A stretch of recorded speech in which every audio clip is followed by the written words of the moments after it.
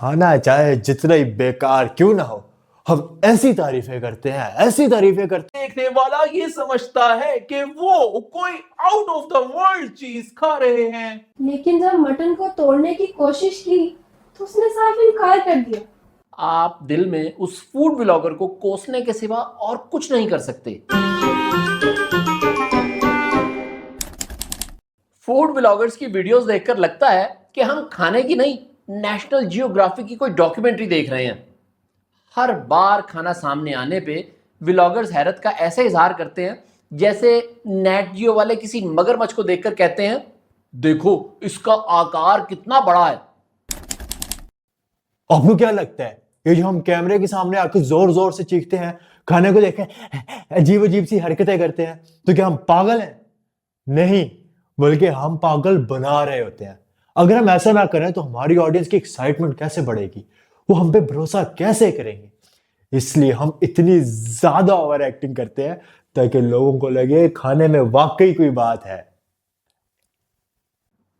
और जैसे ये व्लॉगर्स जूसी और क्रिस्पी का राग लापते हैं तो हमें लगता है कि अगर हमने ये बोटी चख ली तो शायद हमें भी कोई छुपा खजाना मिल जाएगा।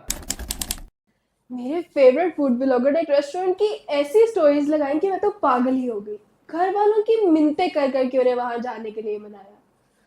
पहुंचे तो बहुत एक्साइटमेंट के साथ थे, लेकिन वहां के स्टाफ का रवैया ऐसे था जैसे हमारे खाने के पैसे उन्होंने अपनी तनख्वाह से कटवाने हों।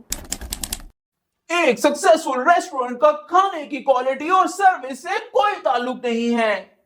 आपको दो चीजों की जरूरत है। फर्स्ट, आपकी प्लेस इंस्टाग्राम वर्दी होनी चाहिए। सेकंड, टॉप फूड व्लॉगर्स के साथ रेगुलर कोलैबोरेशन। ये जो फूड क्वालिटी का ड्रामा है, ये सिर्फ पुरानी सोच वालों के लिए है।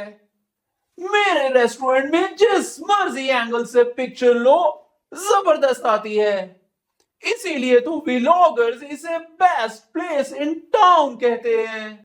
वेटर साहब ने बेजारी के आलम में मेन्यू टेबल पे पटका।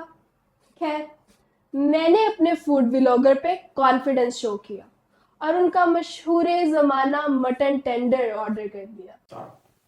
हम पे ये इल्जाम लगता है कि हम फेक रिव्यूज करते हैं, लेकिन वो फेक रिव्यूज नहीं होते बल्कि पेड होते हैं। असल में हम अपना काम निहायत ईमानदारी से करते हैं, और एक बार जो हमने पेमेंट पकड़ ली फिर तो हम खुद की भी नहीं सुनते। खाना चाहे जितना ही बेकार क्यों ना हो, हम ऐसी तारीफें करते हैं, ऐसी तारीफें करते हैं कि लोग अपनी क्रेविंग रोक ही ना सके। फिर भी अगर आपको हमारी चीखें क्रिंज लगती हैं तो अंडरस्टैंड करें, व्यूज के लिए इतनी अदाकारी तो करनी पड़ती है। मुझे यकीन था कि मटन टेंडर खाते ही मामा बाबा अश अश कर उठेंगे और मेरे भी नंबर बन जाएंगे। मगर हकीकत नेट जियो की वीडियो जैसी फॉर्चुनेट नहीं होती। जब आप अपनी एक्साइटमेंट की हाइट पे वो जूसी बोटी खाते हैं तब आपको एहसास होता है कि आप खजाना पाने नहीं बल्कि शिकार होने आए हैं। लेकिन जब मटन को तोड़ने की कोशिश की तो उसने साफ इनकार कर दिया। ऐसे लग रहा था वो मटन उन्होंने खालिस प्लास्टिक का बनवाया हो। मैंने तो उनके मैनेजर को बुलाकर शिकायत की, पर वो तो उल्टा मेरी फूड सेंस को ही क्वेश्चन करने लगे। कहते कि हमने उनके शानदार प्लास्टिक मटन को आम बकरे का गोश्त समझकर उसकी तौहीन की है। मैंने तो तौबा कर ली, अब किसी फूड व्लॉगर की बातों में नहीं आऊंगी। आप दिल में उस फूड ब्लॉगर को कोसने के सिवा और कुछ नहीं कर सकते, लेकिन अक्लमंदी का तकाजा ये है कि आप उसे दोष ना दें बल्कि अपने जज्बात को लगाम देना सीखें।